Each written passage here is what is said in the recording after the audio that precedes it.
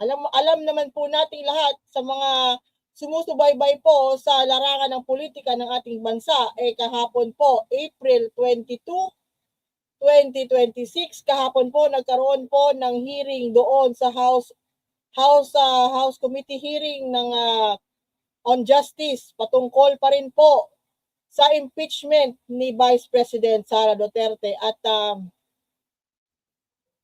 yun nga, madami po tayong nalaman na ayun. Pero bago po yan, unang-una po sa mga balita na hindi po posible hindi po ninyo napansin, kaya po pinapansin namin, ay kahapon po nag-celebrate po ng 100 years ang Our Lady of Manaoag. At nga po pumunta nga po doon si Presidente, si PBBM at ang kanyang may bahay na si First Lady. Nandun po sila po yung pumunta doon. Hindi po yung isa na nagpapaimbita doon sa simbahan na para pumunta po dyan. Doon po sa mga hindi nakamarites, si Vice President Sara Duterte po sinasabing nagpadala po ng mensahe dyan po sa simbahan ng Our Lady of Manaoag para magpaimbita kahapon para siguro iwasan yung kanyang impeachment hearing sa House. Pero hindi po siya yung naimbita at ang naimbita po ay ang ating presidente at ang kanyang may bahay na First Lady. Meron po akong video niyan eh. Ang problema hindi ko lang ma-extract, hindi ko alam kung bakit.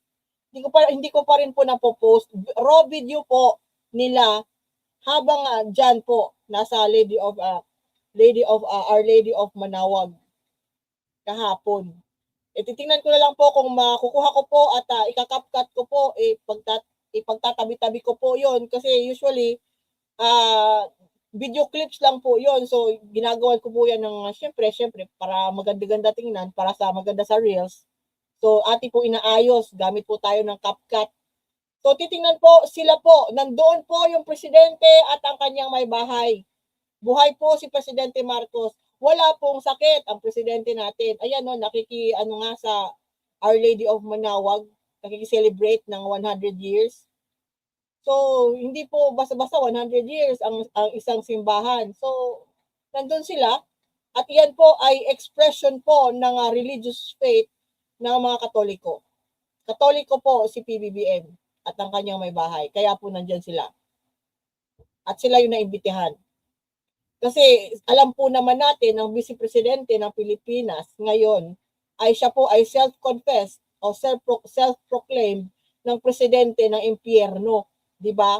So mga nakaka-remember, mismo po sinabi po ni Vice President Sara Duterte na siya po ay ang presidente ng impyerno.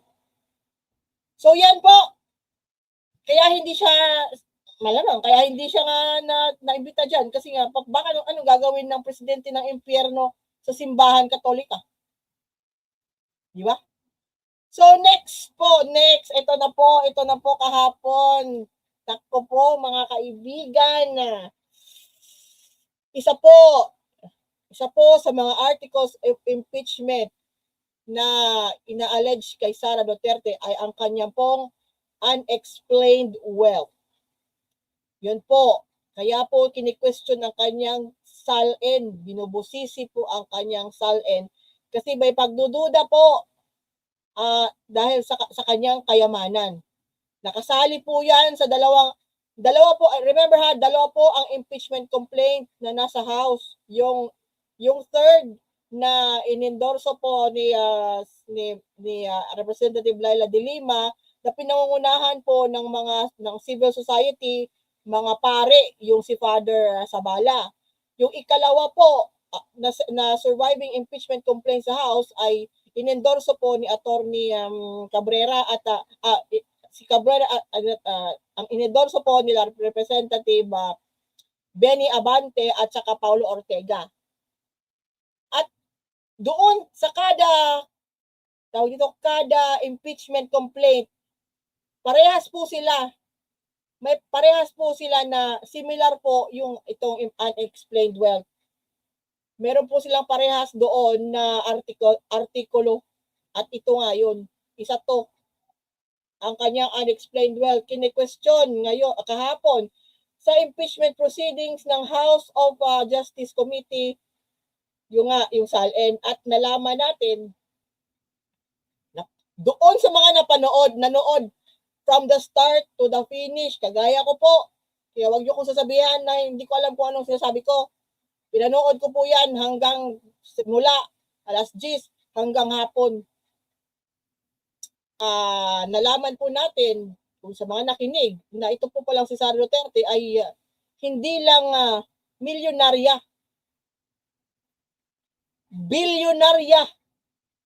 bilyonarya pala si Sara Duterte. Yung kanya pong 88 million na SALN noong 2024 ay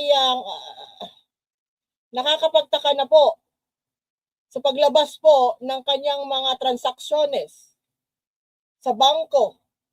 At galing na po ito sa AMLA, Anti-Money Laundering Committee. Nagpatunay na po ang AMLA sa mga kanyang bank transactions na inflow at outflow ng kanyang pera sa bangko, mga kaibigan, ay pumapalo po sa bilyones. Kung i-accumulate po yung sa kanilang dalawang mag-asawa, lumalabas po na 6.77 billion pesos yung in and out ng kanilang pera sa kanilang mga bangko since 2010. 6 billion pesos, more than 6 billion pesos in and out. Pero ang dineclare po niya sa SALN niya ay 88 million pesos.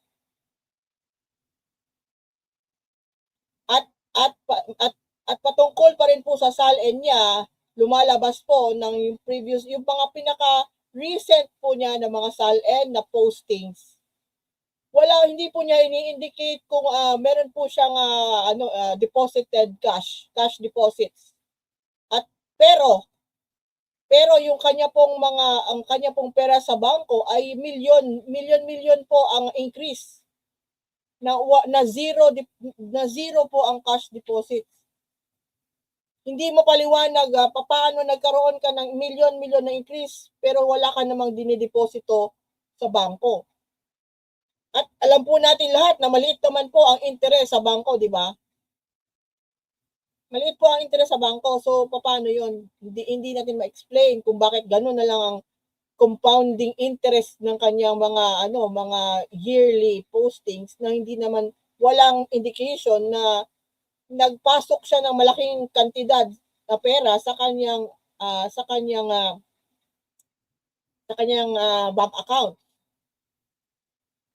Ngayon, mga kaibigan, hindi ito sana problema. Hindi po yan problema kung hindi siya politiko or nasa posisyon. Iba po ang pag naging politika po, pag pumasok ka na po sa politika at ikaw ay naging halal.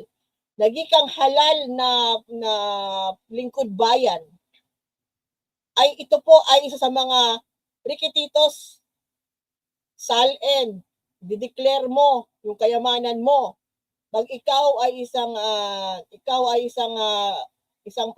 opisyal ng gobyerno, dapat po, ito po kailangan po kung meron kayong business, kailangan po nyo i-divest. Hindi po kayo pwede mag-practice kung kayo po ay abogado. May mga provision po na nagbabawal sa inyo na maging stockholder sa mga korporasyon kung kayo po ay nasa gobyerno. Malinaw po yan na proviso sa batas, pero lumalabas po sa SEC. Sa SEC na din, nagkwento na din ang SEC kahapon, na ito pala si Sara Duterte, habang siya po ay opisyal ng gobyerno, meron po siyang stock sa isang korporasyon. Ibig sabihin, hindi po siya nag-divest. Ibig sabihin, nag-violate po siya sa isang proviso ng Securities Exchange Commission at ng kanyang pagiging halal ng bayan opisyal ng gobyerno. So yun nga po, doon po, ulitin ko hindi lang po, alam naman natin na may pera ang mga Duterte, mayaman po sila, yes, alam natin. At alam din natin yung kanilang imahe na simple sila, simpleng buhay, nagkakarinderya, kumakain sa karinderya, mga gano'n, nagbabarbecue sa kalsada, gano'n pa simple lang ba? Alam din natin na milyones po sila kasi, well, papa nila, meron man silang kaya, yes. Milyones. Pero kahapon po, lumabas sa atin at tumumbad sa ating mga kababayan, hindi lang pala milyones, hindi lang pala multi-millionaire si Sara Duterte. Siya po ay multi-billionaire. Kung pagbabasihan po natin ang mga bank transactions sa AMLA, nanggaling sa AMLA. Ngayon, yun nga po, sinasabi ko po sa inyo, sabi po ng Securities and Exchange Commission, kinumpirma po nila ng SEC na si Sara Duterte ay isang member, listed member po siya ng isang board of directors. Stockholder po siya ng isang Davao-based na Metro City Chow Foods Corporation from 2022 hanggang 2025. Habang po siya ay Vice Presidente ng Pilipinas, siya po ay stockholder sa isang private na korporasyon doon sa Davao City. Nakalista po yung kanyang pangalan doon sa board members. At siya po ay merong 500 shares sa pribadong kumpanyang ito. Hindi po niya ito dinivest. Yun po ang dapat gawin. Pag ikaw ay naging halal, lalo na ito, Vice Presidente ka ng Pilipinas, hindi ka nag-divest ng iyong shares. Ano yan? Violation po yan. At alam po natin, at naka-reflect po yung sa SALN din. At alam po natin, pag ito makita ng SALN, nagre-reflect po ito na violation po ito kasi hindi ka nag-divest. At ikaw ay Vice Presidente na ng mga panahon ito, 2022 po ito hanggang 2025 last year. So, posible po ngayong year kasi ang 2026 ano pa po, papasok pa po tayo ng second quarter ngayong year. At alam po natin na ginagawa pa po yung books. 'Di ba? April 15 nga po yung dapat ITR na magsasubmit ng sa BIR. Pero in-extend po ng May 15. So may time pa. So malalaman natin sa SEC by the end of this fiscal year sa late 2026 kung nandoon pa rin yung pangalan ni Sara Duterte bilang isa sa mga board of directors ng pribado na kumpanyang ito. Posible po na nandoon pa rin yung pangalan niya. Kasi nga, kahit na po siya Vice Presidente ng Pilipinas, hindi pa rin siya bumitaw dito. Hindi pa siya bumitaw dyan sa kumpanyang yan. Violation po yan. At alam na po natin, pag yan po ay umakyat ang kanyang kaso doon sa Senado at ito po ay bubusisiin muli, makikita po ulit natin ito doon sa Senado kasi ipipresenta po ito ng prosecution doon sa Senado sa impeachment trial niya doon. Makikita po ito muli. At mas bubusisiin pa po ito muli doon. At makikitaan po yan, violation po talaga yan. Alam po natin na makamandag po pag sa usapin ng SALN, may president po na natatanggal po sa pwesto ang isang impeachable officer dahil lang sa SALN. May president po si dating Chief Justice Corona natanggal sa SALN. Si Chief Justice dati si si Serenio, ganun din. Si Merceditas, ganun din. Sino ba to? Si Bautista, ganun din. Makamandag, basta usapin po SALN, dyan sa impeachment, pag impeachment na po, pag SALN, kahit SALN lang, malaki po ang posibilidad na ma-i-impeach, matatanggal sa pwesto, at pag yun po ay nangyari, hindi na po sila makakatakbo sa kahit anumang posisyon sa gobyerno, kahit barangay kapitan pa yan or barangay kagawad pa yan, hindi na po sila pwede tumakbo sa isang halal na posisyon kung ikaw ay mag-impeach. So, yun. Ano yan? Bilyonarya pala si Sara Duterte. Kala natin simple-simple lang ito, pero bilyonarya pala. Next. Ayun. Ano pa rin, SALN pa rin po. Natawa po ako kahapon sa expression po ni Representative Joel Chua nung siya po ay kanya po nagtatanong po siya sa sa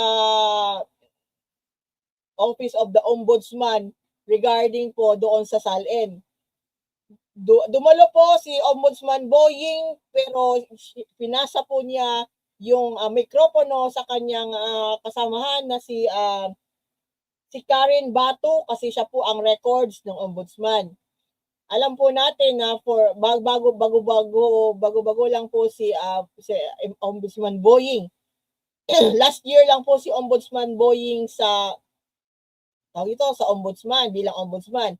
Before him, ang Ombudsman po ay si Samuel Martires na in-appoint po, alam natin, ni dating Pangulong Rodrigo Duterte.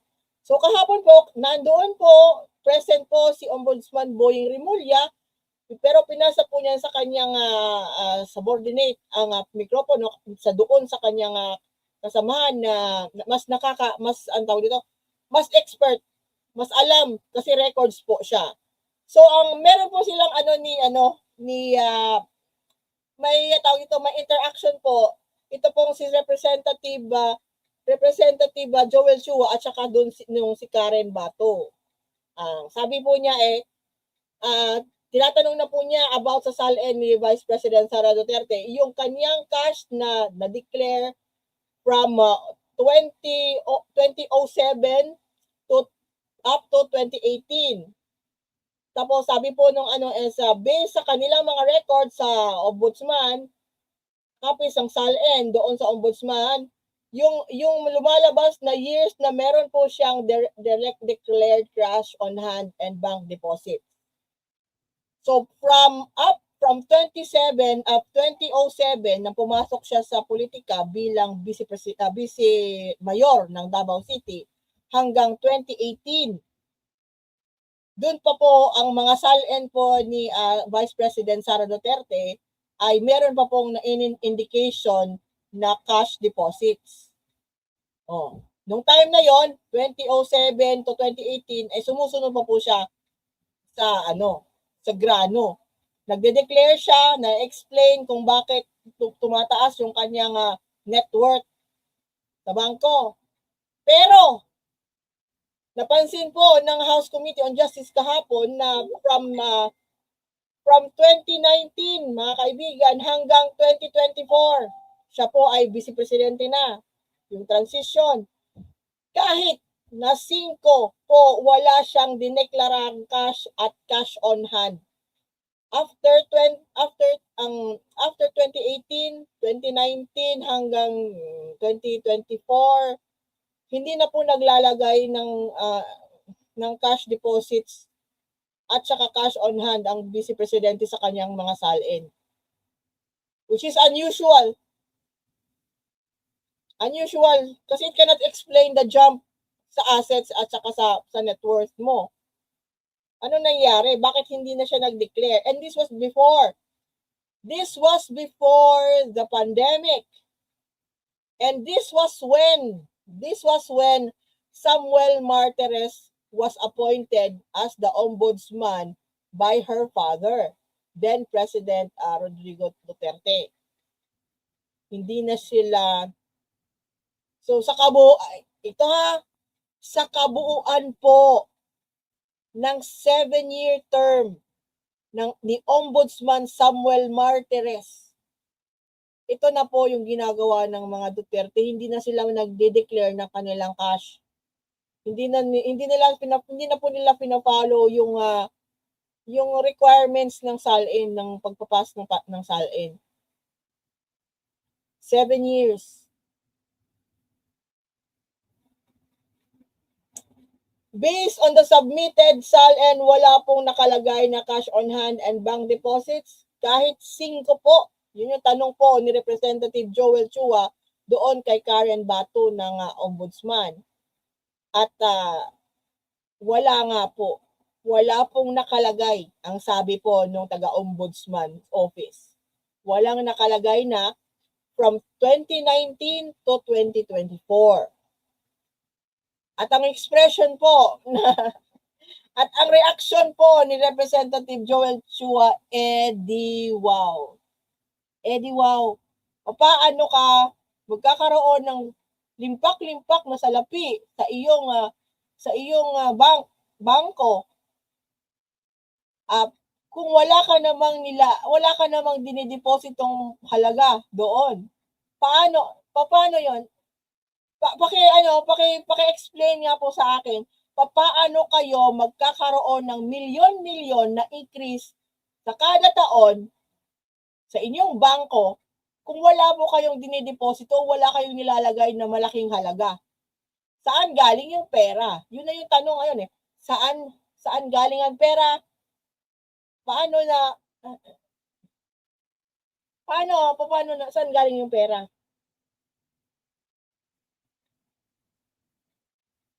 Isipin nyo nga, paano kayo magkakaroon ng milyones tapos every year nag-i-increase yung milyones nyo sa bangko, pero hindi naman kayo naglalagay hindi kayo nagdideposito ng pera doon sa bangko. Paano yun? Paano yun? Explain, nalilito ako paano yun eh. Kasi po ako, example ako, may bangko po ako. Lalagay ako ng pera doon. Lalagay ako ng pera. Isa po ako sa mga advocate ng debit card. Kasi ayoko po yung nagdadala ng cash. So ang gusto ko kung yung debit card nila, kung may debit card, sa debit card lalagay ko doon yung pera ko, debit. So yun po, ginagamit ko yun pangbili ng grocery, ganun. Kasi ayoko po magdala ng cash. Tamad. Pasensya na, ganun lang talaga yung gusto ko. Kaya mas prefer ko nga po GCash. Magbabayad ako, hindi na ako yung ganun ba? Ewan ko lang ha. Cash din naman yun, di ba? It's still cash. Yung debit tsaka yung GCash, di ba? Sa akin lang is ayaw ko magdala ng bills. Ayaw kong mataba yung wallet ko. Gusto ko magliit lang yung wallet ko. Ayoko nang naglalagay, nagsisiksik ng pera sa wallet na bills eh. So debit card, meron din naman akong cash, konti lang. Kung magdala po ako ng cash sa aking wallet, konti lang, pero mas prefer ko po yung cashless transaction. Pero yun nga po, ako naglalagay po ako ng pera doon siyempre sa aking bangko. Alam ko po kung magkano yung nasa loob ng bangko ko, para alam ko din kung magkano lang yung pwede kong magasto. Kasi kung talagang gusto ko syempre, di ba? Alam nga naman, magdi-debit card ka, tapos wala namang laman ng pera yung bangko mo, paano yun? Ay, hindi rin po ako fan ng credit card. Wala po akong credit card, ayoko po mag-credit card. Basta debit lang, yun lang. Hindi ko ginagamit yung credit card, wala yan. Hindi. So, yun nga, maglalagay ako ng pera sa bangko ko. Alam ko kung magkano. At kung magsisave ako, makikita ko po at ma-explain ko kung bakit lumalaki yung pera ko sa bangko. Kasi, syempre, maglalagay ka, alam nga naman. So, makikita po yung bank transaction. Ang nangyayari po pala dito kay Vice President Sara Duterte, lumalaki po yung pera niya yearly, millions pero wala pong bank transactions, walang pumapasok na pera na nakita or walang report si Vice President Sara Duterte na pumasok na pera sa kanyang bangko from 2019 to 2024. Para ma-explain po, ang last posting po ng SALN ni Vice President Sara Duterte sa 2024, ang SALN po niya ay sinasabing 88 million pesos. Diba?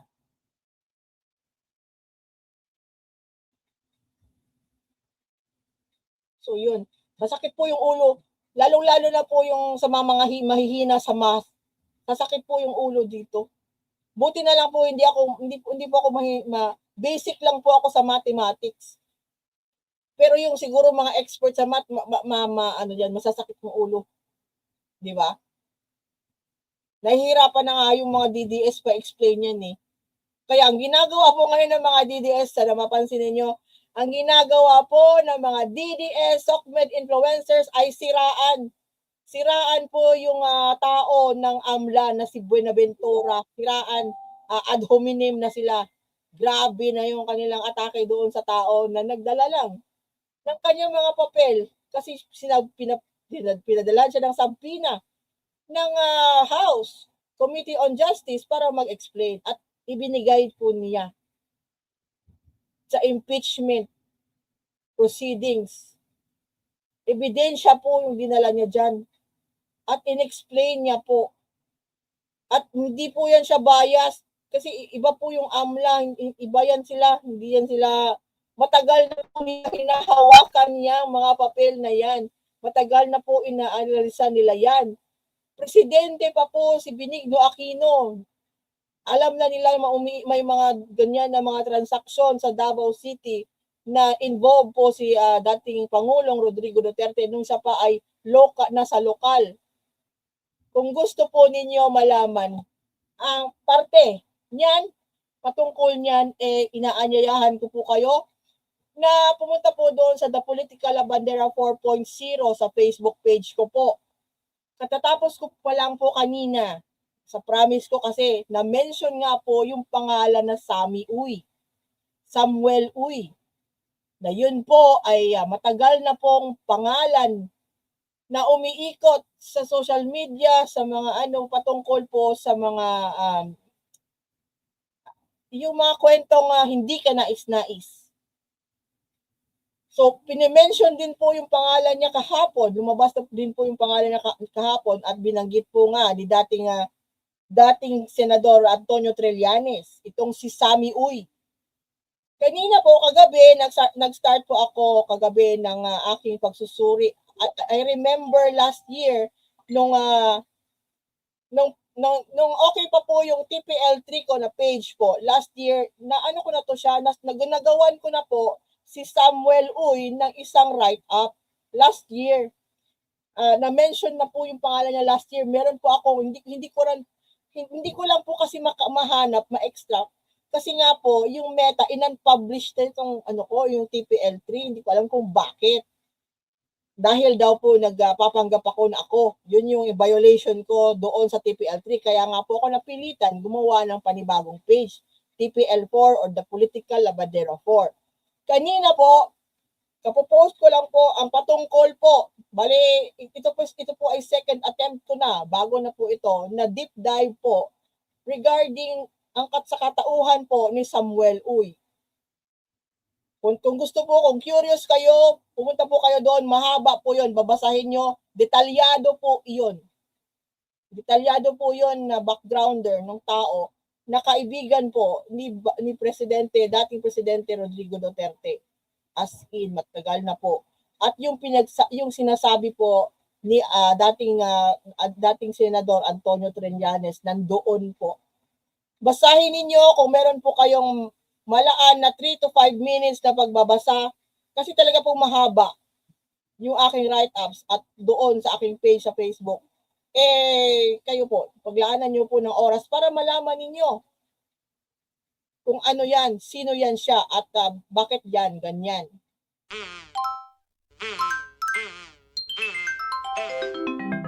Kakulango.